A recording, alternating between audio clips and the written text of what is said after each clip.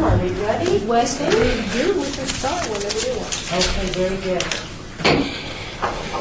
I'd like to call to order the City of Las Vegas Parks and Recreation Advisory Commission here today on December 1st, 2015 at 4 o'clock p.m. I'm going to ask you to co-chair during the speaking. Items listed on the agenda may be taken out of the order presented. Two or more agenda items for consideration. Can I do roll call? Oh, you can do roll call for thank you. Call us to order. Vice Chair Baskin. Here. Member Sherman. Member Aker.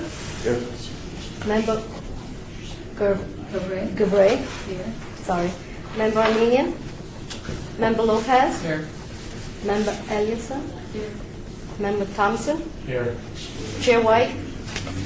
Member Becker. Here. Member McCurdy. Here. And Member Niger. Here. Niger. Tiger. Sorry, Niger. Tiger. Tiger. And we do have a quorum. All right, we do have a quorum. And are we in compliance with Yes, the we are. quorum? All righty. And then I'll go ahead and move forward with items listed on the agenda may be taken out of the order presented. Two or more agenda items for consideration may be combined. And any items on the agenda may be removed or related discussion may be delayed at any time. Backup material for this agenda may be obtained from Lou M.D. Holmes, City Clerk at the City Clerk's office at 495 South Main Street, second floor, or on the city's website at www.lasvegasnevada.gov. And I'll go ahead and call for item number 3. Public comment during this portion of the agenda must be limited to matters on the agenda for action. If you wish to be heard, give your name for the record. The amount of discussion as well as the amount of time any single speaker is allowed may be limited. Seeing none and hearing none, I'll turn the agenda over to our chair, Malcolm White. Thank you. We're on agenda item number 4. So thank you. Apologize for the tardiness. This is Malcolm White, Chair. Item number 4 for possible action to approve the final minutes by reference of regular meeting of November 3rd, 2015. Mr. Chairman, I'd like to make the motion to accept the minutes as read prior to this meeting. All of them should have received them, so we need to vote to approve the minutes. Thank you, Commissioner McCurdy. So I want to remind everyone to say their name as they start to speak. Motion has been made. Member Becker, second. Second, any discussion? Hearing no discussion. All in favor? Aye. All opposed? Ayes have it. Thank you very much.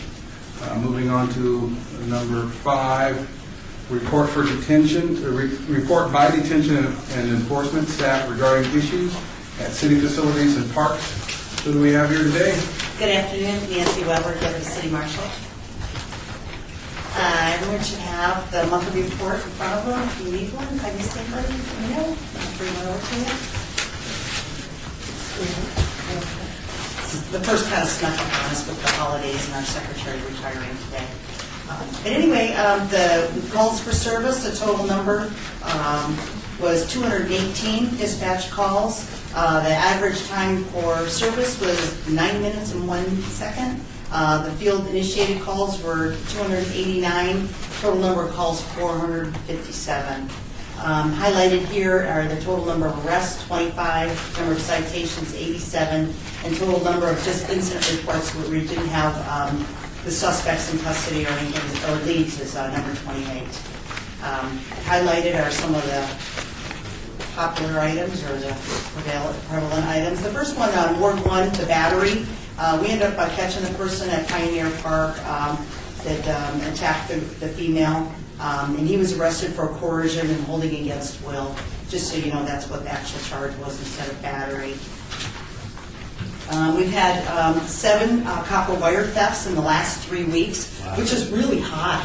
Wow. They're really significant and and monetary value, and we can't figure out why, because the price of copper has not gone up. So we think as a new group is coming in, and a new ring and grabbing all that copper wire, and our guys have been hitting all the recycle plants, and it's not in town. They're taking it out, but they're checking every day, going through all the bins looking for it.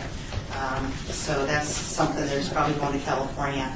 Just recently, they caught a robbery suspect at Anson that's not listed on here. And then one of the plaques that was stolen, copper plaques from the, the Cedar Trail drainage ditch, they found little pieces all over town at all the different recycling places. So we pieced them all together and got that. We don't have a suspect yet, though, on that one.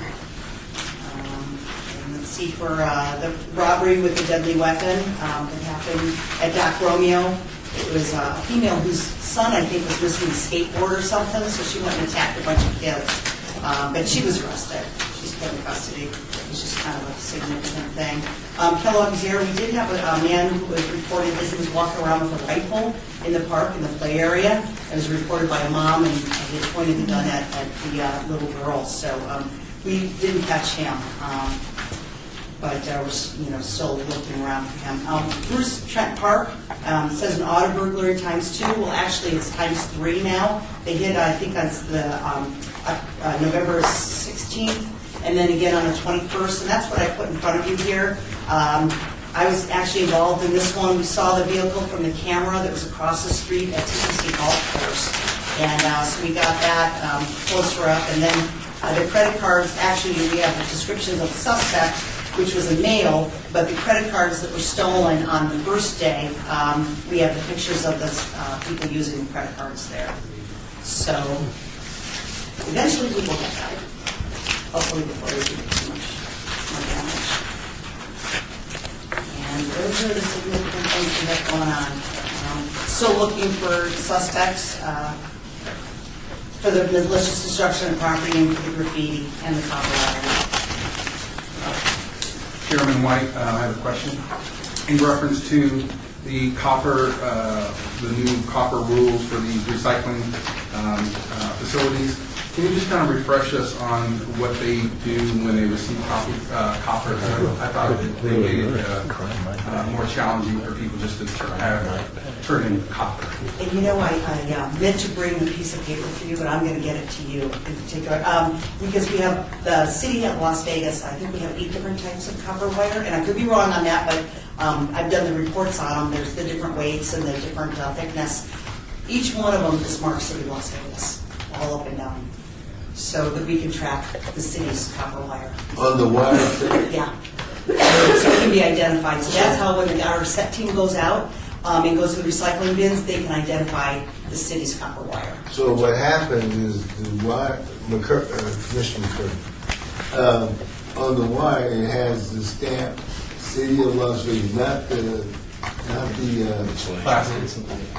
installation, but the wire itself. Yes, that's my understanding.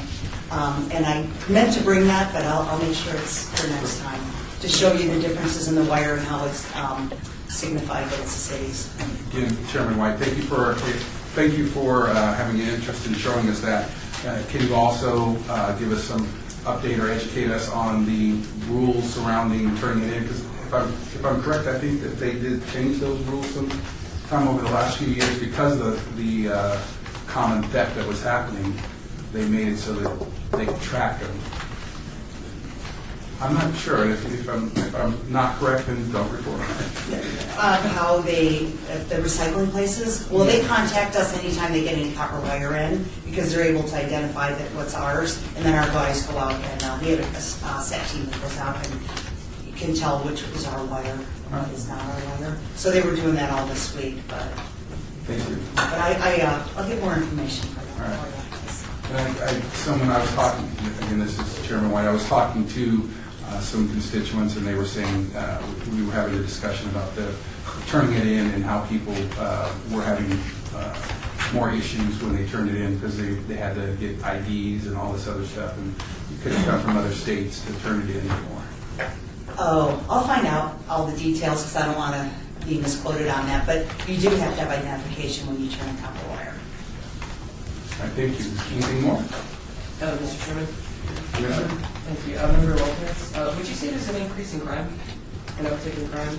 And I remember, I look back at some of our prior crime reports, and I just don't remember hearing things like there's a guy with a rifle in the park, or there's burglaries, and break-ins. Did you think that there's an increase in crime recently? I believe that I can compare our past reports and see, and maybe the crimes are a little bit different, because copper wire did go up. It's kind of alarming to us to have that many within a couple weeks' time. But different types of crime. We typically have like a lot of robberies and burglaries, auto burglaries this time of year. And it seems like when Christmas comes, even like at the shopping malls, people are getting pickpocketed more during the season. So, thank you. Commissioner Lopez? Commissioner Hall? Member Aker, on the batteries, for the city jail, is that the inmates, or is that batteries on you there? Both. Both? Both. So anytime an inmate spits on an officer or spits on another inmate, that's considered a felony because they're in custody. And so the marshals go down, do all the reports for those, and then determine whether there's evidence enough to, to convict them, and then they're transported to CCDC to become a felony. Or sometimes, you have mentally ill people who, they don't understand what they're doing, and so you just kind of have to, it's all determined by the officer at the time. Thank you. Thank you, Chairman White. At the end of the year, I'm familiar with different crime reports.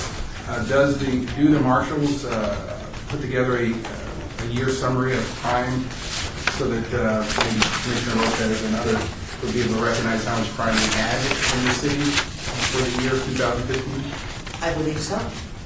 Would that be an interest? I think it would be, certainly. Perhaps some data points, whatever you could come up with, just so we could have an idea of what's going on, maybe what we could do to help the situation. Sure. Say your name. Member Lopez speaking. Thank you very much. If there's no other questions, thank you. Thank you. Moving on to item number 6, report by Don Fabi, Master Gardener, and Michelle Yars, Community Program Specialist of Parks and Recreation, regarding the Community Garden Project and recent award, Ward 5. And I apologize if I didn't get the last names right, or if I am chopping up names.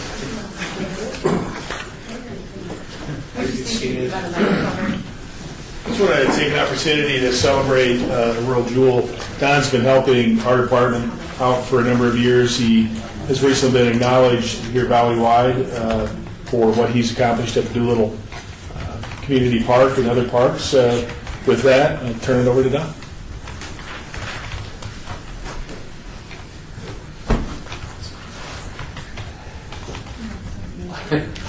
I don't know what you guys wanted from me. I'm just a guy with my dirt under my fingernails. Okay. But I have been hanging around the garden since 2 years after it was dedicated. The garden was dedicated on May 17th of 95. We're currently celebrating our 20th year as the Doolittle Community Garden. Okay. We started with 18 raised beds. We now have 51. That shows the growth over the garden. We've been active. It served as a learning center, educational tool for the community over these years. Operation Head Start was in there for a few years. Okay. We had another one for head trauma victims, and those that for head trauma and mentally challenged. They had their bed over there too for a number of years, so it's part of that too. It's also served as a demonstration garden, and still does, of those things that you wouldn't think would normally grow in Las Vegas. Okay, so these 2 beds, takes to it, depends on how big you are. We grow popcorn, peanuts.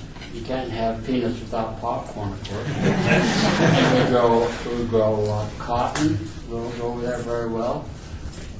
We grow sorghum, which is a rich syrup out of it. We've got rice. Did you ever think you could grow rice in Las Vegas? It's a southern crop. People think you grow rice, you gotta have it underwater. I found out, no, the only reason they put it underwater is to keep the weeds out. It does take a lot of water, but we grow rice here.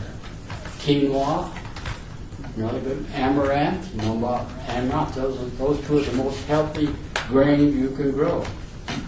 Amaranth was on the earth 8,000 years ago, and we're growing it here, so we have these demonstrations there. We're also affiliated with the National Plant a Row for the Hungry. We started that program, I think it was in April of 2003. We're growing, and we make a report annually. Right now, we've got over, my last report last January was, we've got 6,800 pounds of food and veggies for the needy.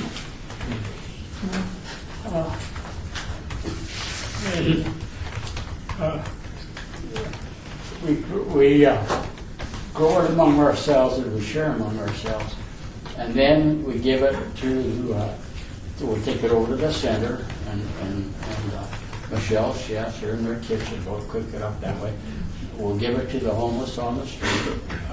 We got kids on their way to school that might need it, and that kind of thing. So we're a very social garden. Lots of annual picnics. We have gardening parties. We have our gardening classes Michelle has arranged for. It's not a classroom how to plant carrots, but it's your hands in the dirt kind of thing. Everybody gets plant seeds and transplants and that kind of thing. And so we're planning for our one next spring. So aside from gardening, it isn't just this recent award that we got for the city or the Southern Nevada Water Authority's landscape award. This was a recent one we got in September of this year. It's sponsored by the Southern Nevada Water Authority, and they've had backyard landscapers get their awards. The professional landscapers get their awards, but this year they had a special category for community gardens, and I didn't shake the shoulders, but this garden was sponsored by Lynn Mills. Have anybody heard of Lynn Mills? I know this. He and I were great friends, okay? And he and Chan Lake came over and did a lot of stuff in the garden. Anyway, he passed away. But anyway, they had a new category. First year of the Lynn Mills Community Garden Award, and we took that one. So that was a biggie, okay, in our view, and we got a lot of mileage out of it. And maybe that's the reason I'm here. We created a monster, you know.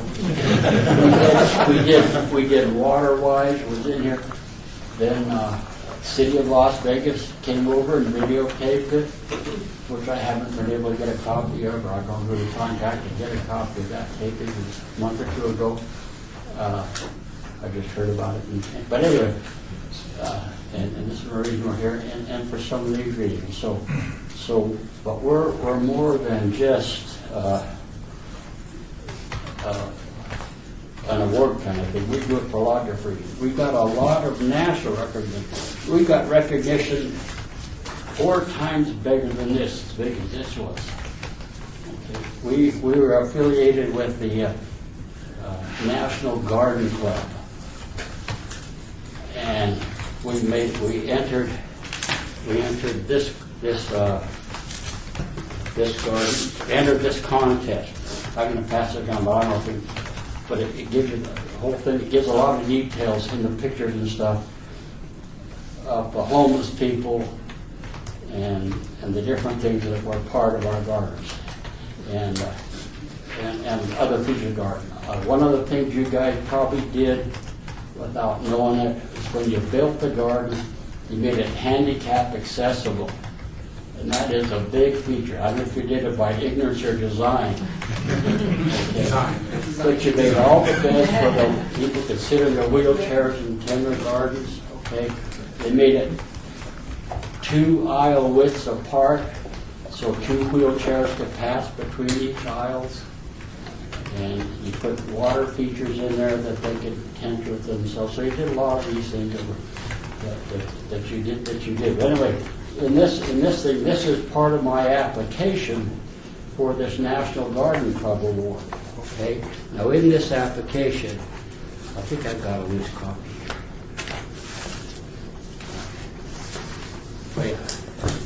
And it hangs in our tool shed at the garden today. This is the National Garden Club. Okay? And we got Italy's National Garden Club, Beautify Blight, Love is Creating a Community Garden, a President's Project, regional winner. We got the Pacific region first place. Now that is every community garden. You've got to visualize this. Every community garden in the United States east of the Mississippi. Now you think of California and I don't know, where would it go, north or south from there? Arizona, New Mexico. So we're still very proud of this one. This was a big deal for a national award. And then I don't know what more folks you want, but every year we enter the Nevada Garden Club's Standard Flower Show Award. And we've done it since earlier record I could find was like 2003. But anyway, we've gotten we usually a spring and a fall award. But anyway, these are something you can pass around or whatever you want to do. But every year these will have anywhere. Typically, we'll have 28 entries from the garden, people in the garden. And they say, well, I'll let you show it, but I want it back. See, they eat this stuff. This ain't that we do, but we've got a lot of prominence with this thing. So typically, we'll have 28 entries and get 30 awards. Sweepstakes awards, award of merit. Well, here's one. There's the ribbons that they show and this is typical. Time won't permit us to really go into this detail. I don't want to. I like to be productive, but it goes bigger than this. When we did this award, got this national award, we were extolling the virtues of community garden. Somehow Michelle Obama got a copy of it. So we got a copy from the White House from Michelle Obama extolling the virtues of community gardens. So, anyway, and the only other thing too, I don't want to dominate your time. This is my best friend. She keeps me honest. But long before her time, we had Jerlis. You remember Jerlis? Yes. Okay. Very good friend of mine. Nicole. She had and Nicole. Very good friend of mine. You'll see in some of these things, you'll see their names on some of the programs that we entered and the awards they got for that. So, but I've been active in that garden there for over 18 years. But right now, I'm currently active in 4 other of the community gardens in the city. Okay, East Las Vegas, I started that several years ago. Right now, Centennial Hills is one of my favorite gardens.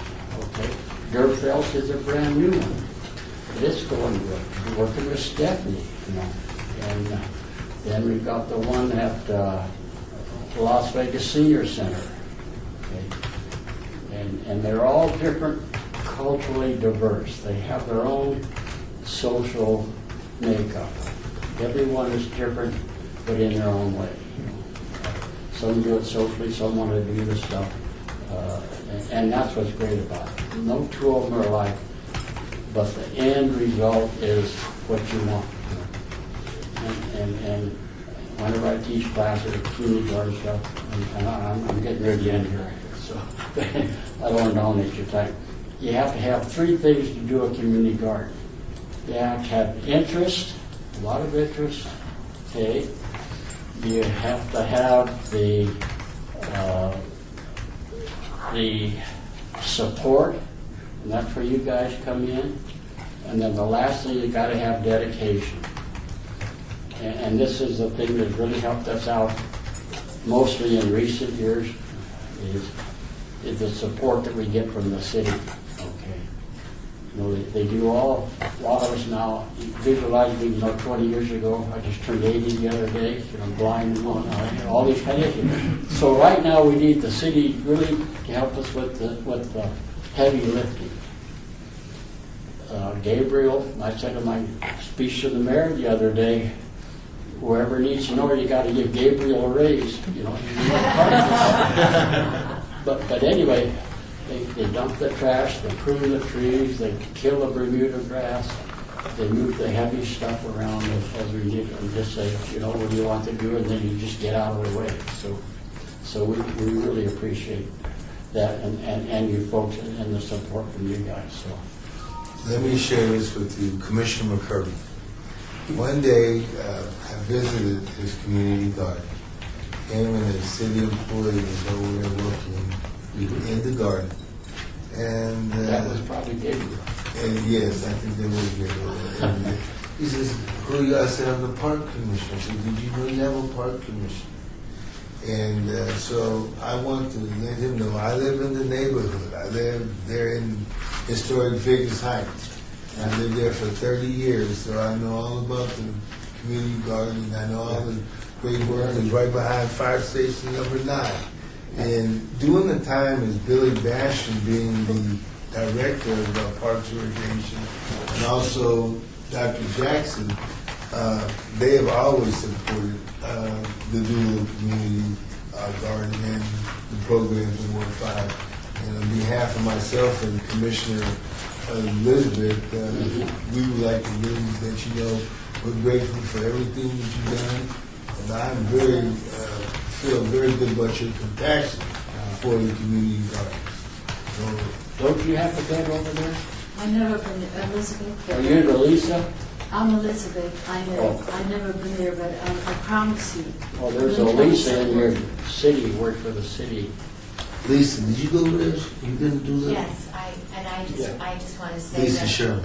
I think it's absolutely beautiful what you guys have done. I remember when you first started, when the Doolittle Center was first built, I was at the, I guess you would call it the grand opening, and I think that's this garden that you do is something that we can call a little jewel in the city, a little pride for our city.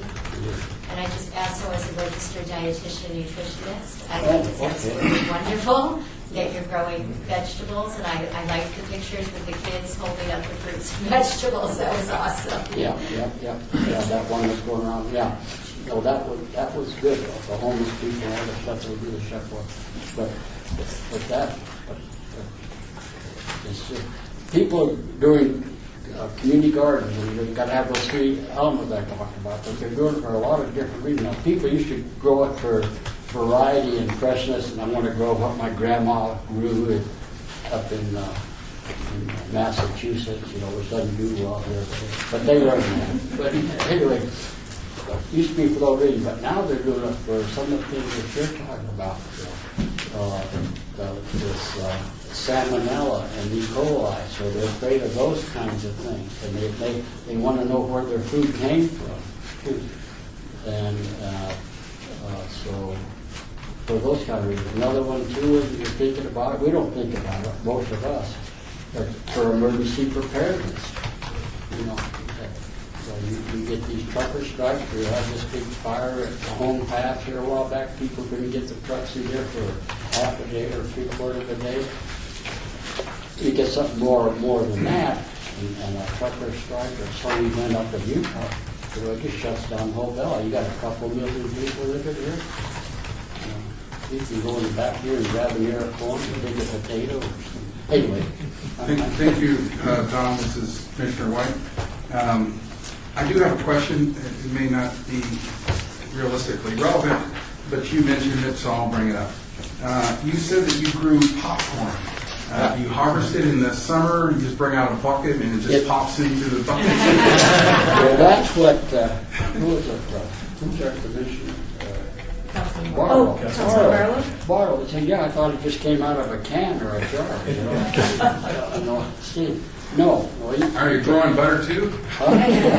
Well, too, we had a pizza garden, so, well, what's that going to be? I said, yeah, we're not raising a pig to make a sausage or nothing either, but no. So this year we had a pizza garden, but now Michelle tells me this summer we're going to have a taco bed, you know. We'll grow everything we need to make a taco. That includes the grain. You've got to have the flour to grind the wheat to make. So we grow a variety of flour that you so for your pizza dough or whatever you're making it for. So it's all one of those. We here at the commissioners, I know I may be speaking for all the commissioners and showing our appreciation for you coming and talking about everything that you have talked about. Michelle, are you going to speak at all, or you just a side candy for Don? She was making sure I came. I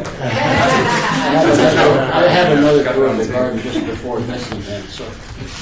Michelle Uris, Community Program Specialist, Parks and Recreation. Yes, I'm here for moral support and to support Don. All of this is a labor of love. Don volunteers his time. He doesn't get paid for any of this. Generous with his time and his friendship. Yeah. And this garden wouldn't be anything without Don. And Don can grow anything. He can grow tacos, and popcorn, and pizza.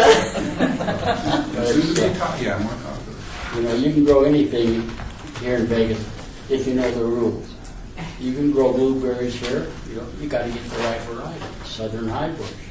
They do very well there. They're planted down and stuff. So it's just one of those kinds. Mr. Chairman, Commissioner? Michelle, is there any way we can get him a special recognition for all of his community service and community stuff that he had done from the mayor or the city council or the Parks and Recreation? Because I think a man of his caliber who have done all of this community volunteer, I think the city or somebody need to show him some love because he just so dynamic in his presentation.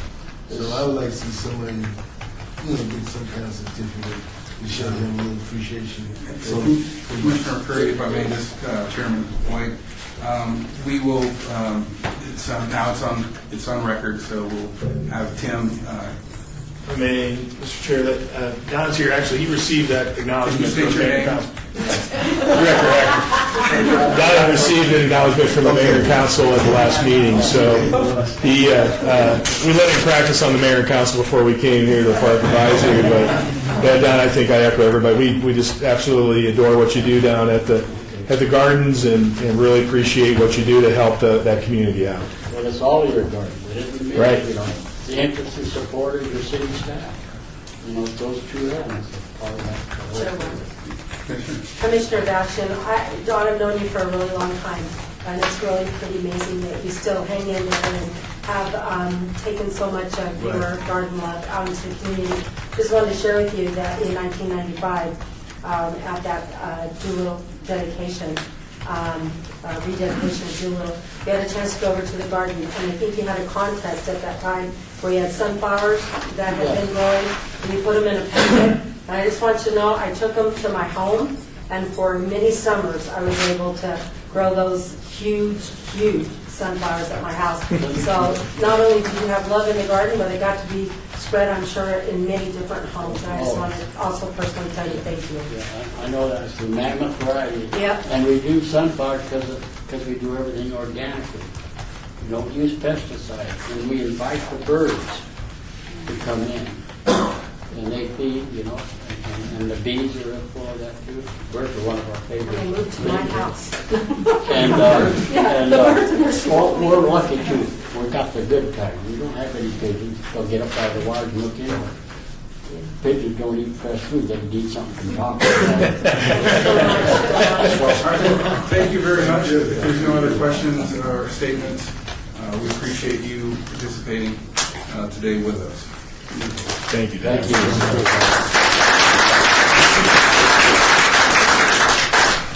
We'll move on to item number 7, report by the Parks and Recreation staff regarding department overview. Thank you, Commissioner. Chairman. White, the intent of this is really Kelly had given a presentation, Kelly Schwartz had given a presentation to a group that we thought would be beneficial to kick off what we hope to be a series going forward, kind of an overview of the park, or of Parks and Rec Department, and then Kelly kind of explained what she envisions as far as going forward and having different centers and whatnot come and make a presentation as well. So with that, Kelly Schwartz.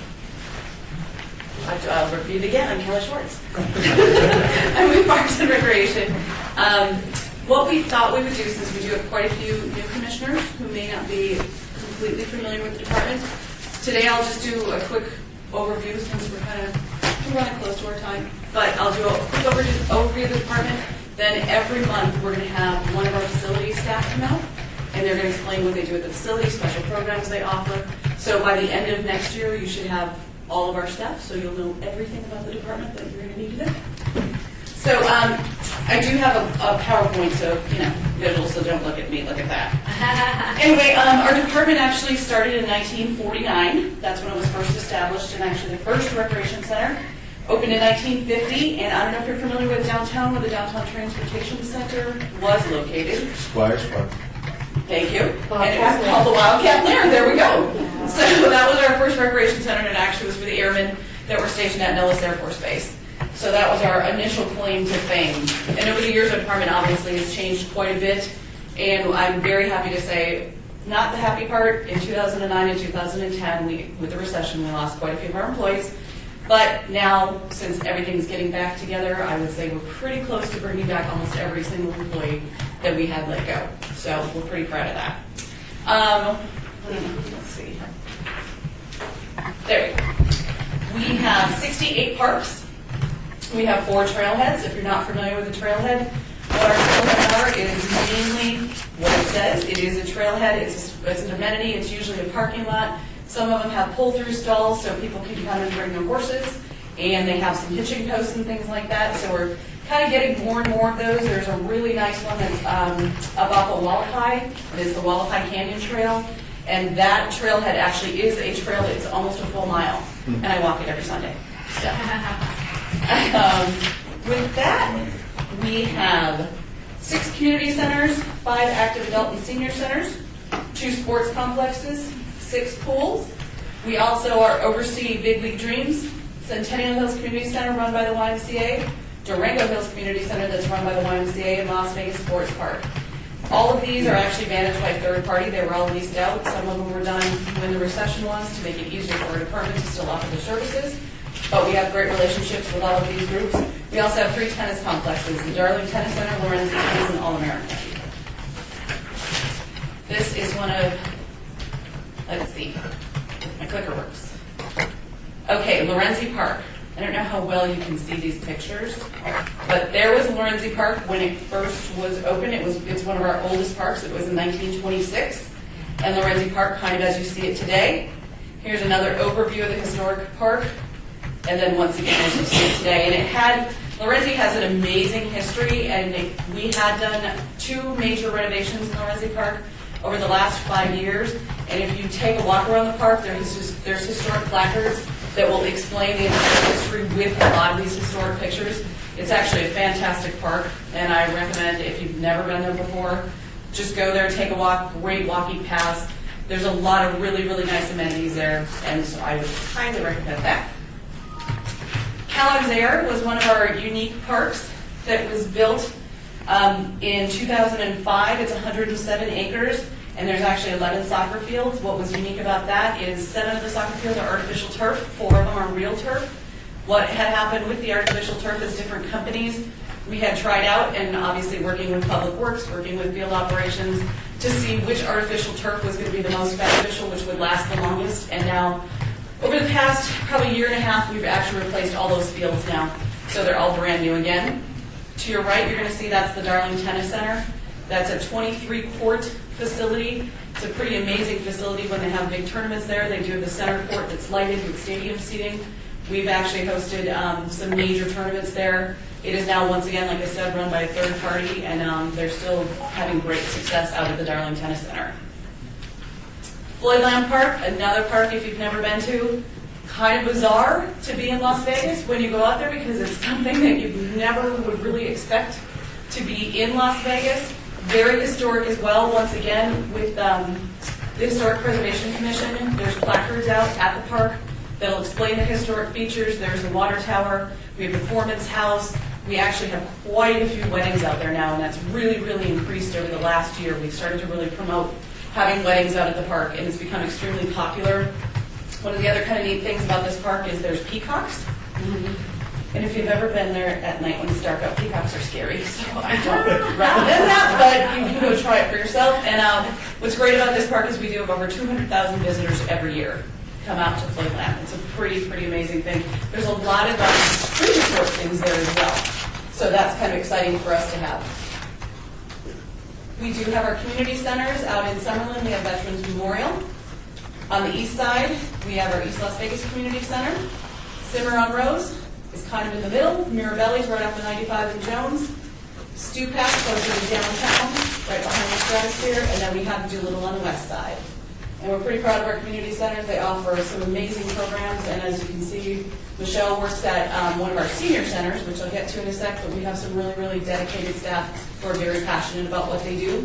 And I highly recommend, if you haven't seen the community centers that are in your neighborhood or in the ward that you represent, go visit any of them and talk to our staff. They're pretty cool. We do have 2 year-round pools. We have Municipal Pool, which is downtown, and recently, about 3 years ago, we covered Pavilion Pool out in Summerlin, so now we have 2 really pretty cool, awesome aquatic centers that we do a lot of different programming year-round, so that's good for us and for our revenue. And then, Cookerworks, we have 4 seasonal pools. Baker Pool, we've talked about that in a couple meetings, and it's going to go for a pretty big major renovation here pretty soon.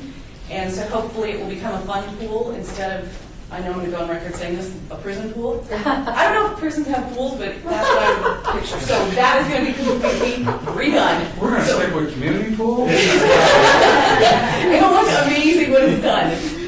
And then Garside Pool, which just opened 2 years ago now. Garside's pretty fun. It's it's kind of hard to see those pictures. Garside is beautiful. And then what we still refer to as Freedom Park Pool down in Freedom Park, obviously, and that's a fun pool too. That's got a lot of good slides and stuff. And then Doolittle Pool is a really nice pool as well, a nice community pool. So our senior centers, once again, we're kind of all around town. We've got Centennial Hills Active Adult Center that's attached to the YMCA. We've got the Dirt Belt Senior Center, which is in Lorenzi Park. Doolittle Senior Center, obviously connected to the pool and to the community center. Howard Leeburn, it's right near Mirabelli. It's off of 95 and Jones. And then the Las Vegas Senior Center that's downtown. I'm whipping through these. Oops. All right, I'm missing one slide, but we do have 2 sports complexes. And those would be Chuck Minker, and we have the Dula Gym, which Dula Gym is part of the campus with Las Vegas Senior Center and Municipal Pool. One of our cool programs that we offer that's pretty unique is we do have adaptive recreation, and we do serve quite a few different age groups, from 7 to 21 is one group, and then 22 and older. We do also wheelchair sports. We also help with the Wounded Warrior program. It's a pretty awesome thing. We're actually the largest provider of adaptive recreation in Nevada, and we also like to say in the region, and we have won many national awards for some of our programs that we do offer through adaptive recreation. Municipal sports. I'm sure you guys know all about our municipal sports unit because we talked about that quite a few times. We do offer programming at 139 sports fields, and we offer anything from soccer, softball. We have Little League. We even have an amazing thing out at Centennial Hills. We have great sand volleyball. That was specifically built for sand volleyball. Special sand was brought in. It blew away at one point. We figured that out, so that we do have tournaments out there. We do have a lot of great sports. We're really trying to enhance our youth sports, so there'll be more leagues offered. and different programs offered for youth that may not be the regular Little League, but we're going to offer them in-house. One of our things that we've actually started to bring in a lot more revenue is our pavilion rentals. We have 23 parks that you can rent a pavilion in. There's 74 rentable pavilions. You can have anywhere from 200 to 500 to a couple thousand people. We do a lot of special events in the parks, and like the show, ranging anywhere from little kids' birthday parties to weddings. So that we are pretty proud of as well, and our parks are beautiful. We've talked before about Corporate Challenge. It's a pretty amazing thing. We're taking registration right now. Our games begin in March. We're going to have around 40 games. We're still kind of figuring out a couple of them.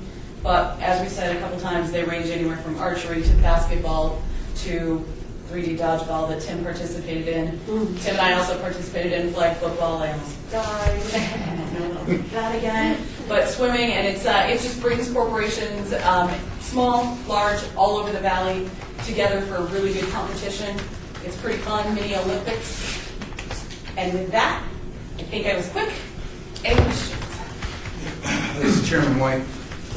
Some time ago, Commissioner Curry mentioned something about financial or fiscal ability to cover dual parks or dual pools. Yeah. Were those questions ever resolved, answered, or to your? According to my understanding, it is not feasible to cover Doolittle. Since it is not feasible to cover Doolittle because Doolittle got to be refigurated and reconstructed because of the way it is currently built, the city cannot do that. So I have another plan. I just have not broken it to the council person in reference to a pool in the community. And I guess one thing, Dula downtown is in Ward 5. The municipal pool? Yeah. Correct. Yes, That is in Ward 5. it is. Because everything on the north side of Fremont, all the way this way, is Ward 5. So when that little twist came, I got the political reality that Ward 5 does have a Covered pool. inside covered pool. So therefore, I withdrew my total opposition to trying to get the city to find revenue to cover the Doolittle until I introduce my other piece. And a later date. So let me say thank you, Commissioner Curdy, for at least offering that you did withdraw it and humbly recognizing that there was always a pool that was covered in Ward 5. I appreciate that. And that was my question. Are there any other questions? Yeah, Commissioner? Kelly, this is Commissioner Becker. I just was wondering if you could get copies of the deck. This would be a nice little quick reference point. I will put it, you know what, we'll get some zip drives because it's huge. Is it? Yes, because all my pictures are enormous. Oh, But I'll get them on zip drives and provide them for everybody. Thank you. Thank you. Any other questions? Commissioner? Elizabeth Duran. A little bit months ago, me and Commissioner McCurdy, we visited at least 20 parks, and I saw a lot of parks locked up. So I don't know what the names were. There's only In Ward one 5. park in Ward 5 that would be James Gay, and that's part of that park is closed. But there shouldn't be any other parks that are closed. I think there are more than one. Well, she's referring to one of the parks by the Neon Museum, which is a little small Heritage. No, that'd probably be the Neon Museum Park. Neon Museum And that Park, actually oh, is run okay. by the Office of Cultural Affairs, and it's specifically for special events only through that office. We don't even oversee So that park. there are about 2 or 3 parks that were closed. One of them was doing for some remodelization. I think one was the H.P. Fitzgerald Park and needed some attention. So she and I kind of rode with Councilman Barlow's liaison to visit the parks. Fantastic, thanks for all the Well, thank you.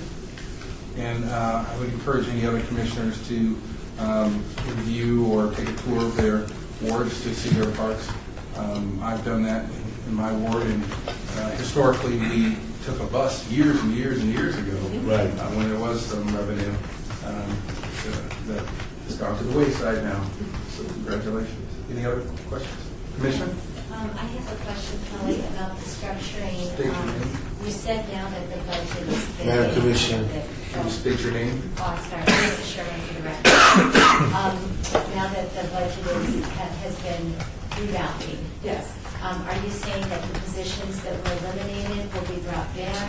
Quite a few of them have been. And can you talk a little bit, if it's appropriate, of just, has there been any restructuring or anything in terms of programming, especially as it relates to like the senior centers and some of the activities? Will we see any changes there? We've been able to expand our pool because we've got a very, very limited staff out there, maybe all of the staff. Now we're able to dedicate 2 full-time staff out of the pool. Tim, there's Well, when Kelly says that we brought, this is Director Hacker. Got used to that. I'm sorry. Chairman, if I may, to the chair. When we say we bring back our staffing back up, it's kind of the core staff. Community schools went away. Right now we don't see community schools coming back, and of course the department suffered a loss of upwards of 70. we lost 9 facilities at that time. Right. Community schools going. So there was a number. So we're looking at kind of the core programmers and community service or customer service and whatnot. So Pavilion Pool is kind of a major upgrade for us. Starting January, it'll be considered a full-time pool. It will actually have more hours than the municipal pool. As Kelly says, we'll have full-time staff now dedicated out there doing a lot of programming. So that's a good thing. We've brought back some customer service reps to kind of bolster our customer service at both our senior centers and like veterans. We staffed up a little bit there. It's been just kind of hit or miss as far as where we're doing it, and it's really where the need is. Kind of like with community pools, you put pools where the consumer needs them and uses them, and we're trying to do that. The same with our centers and our staffing. So it's kind of varied.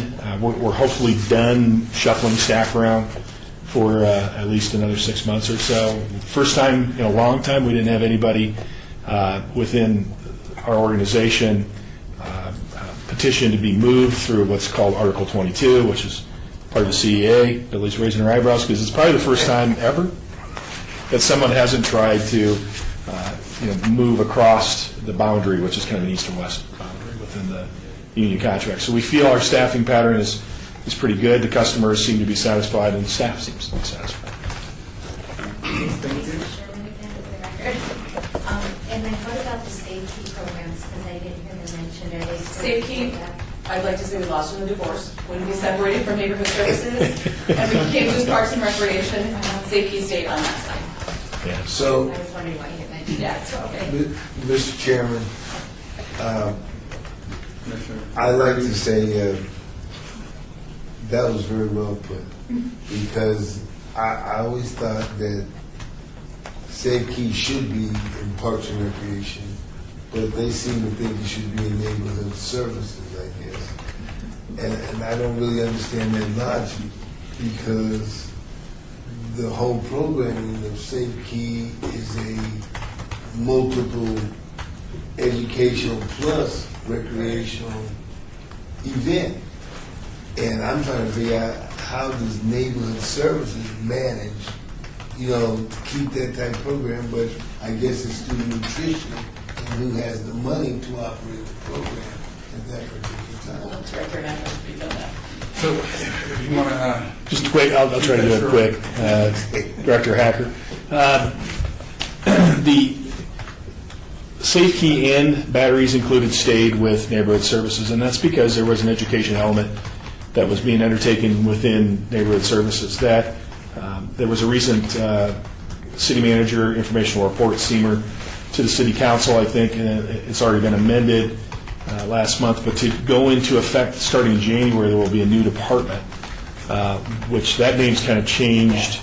It was Education and Social Innovation, and it's now Youth and Social Innovation? Youth Development. Youth Development, Social Innovation. Okay, now I see why. So, and that will, Dr. Lisa Morris Hibbler will now be a director of that department, and Safe Key and Batteries Included will move over there, along with a number of other Education. Yes, Education and Youth Initiative. They're sensitive about stepping, because we're not taking over the school district in any way, shape, or form.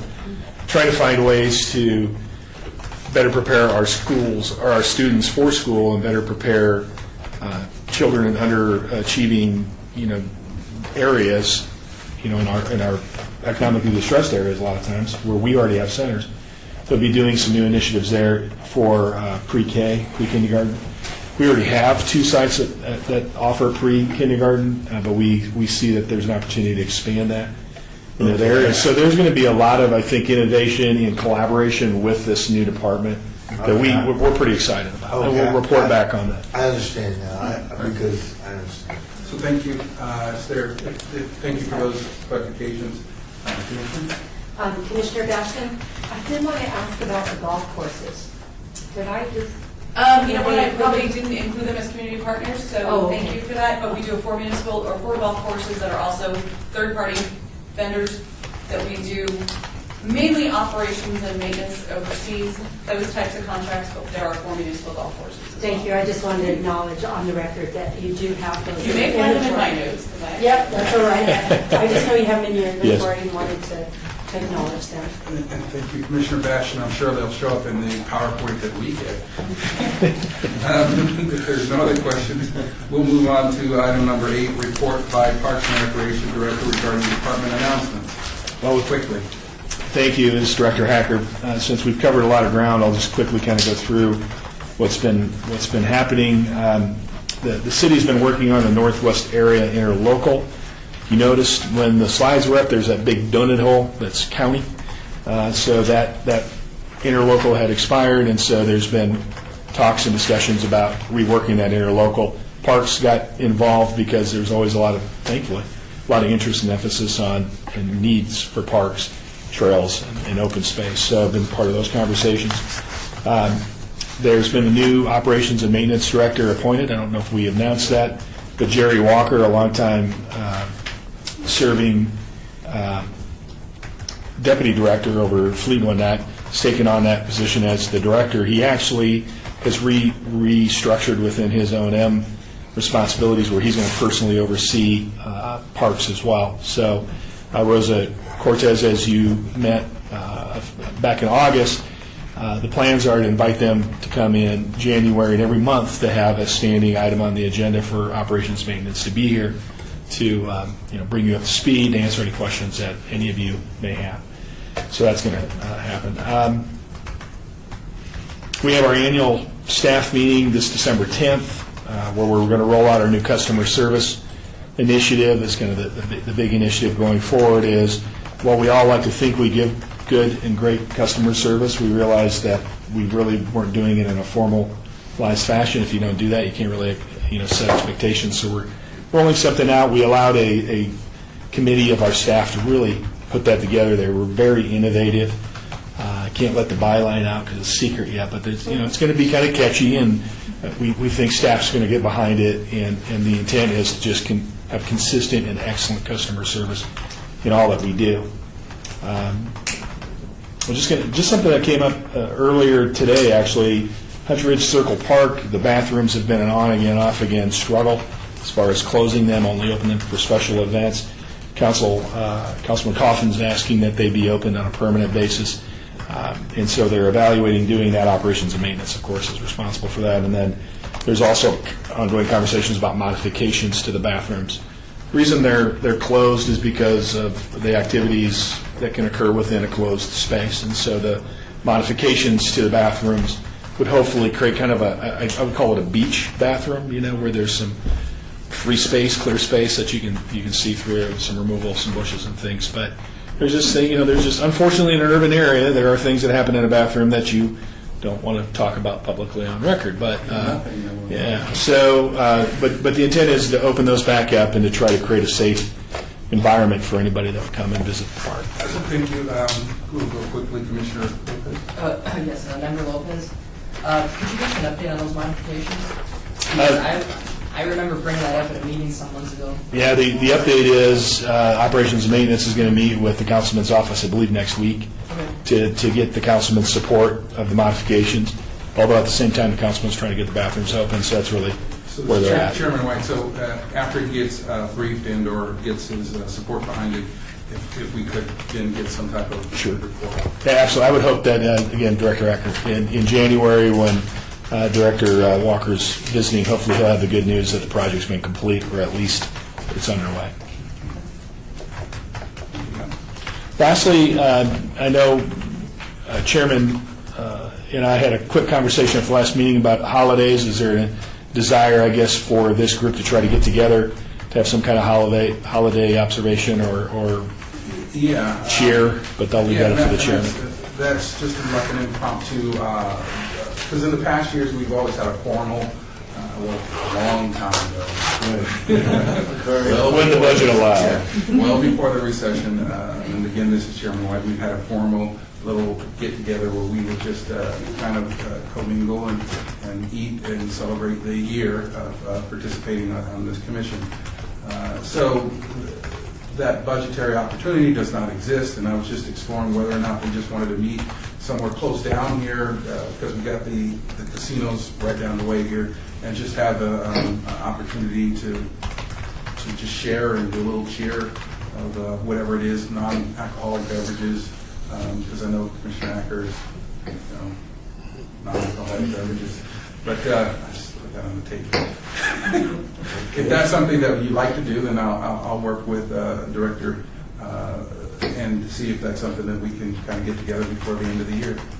I think that, Commissioner McCurdy, I think that is an excellent idea, that we should come together as a little family like the city council does and like other employees, other groups that work together to do something kind of special.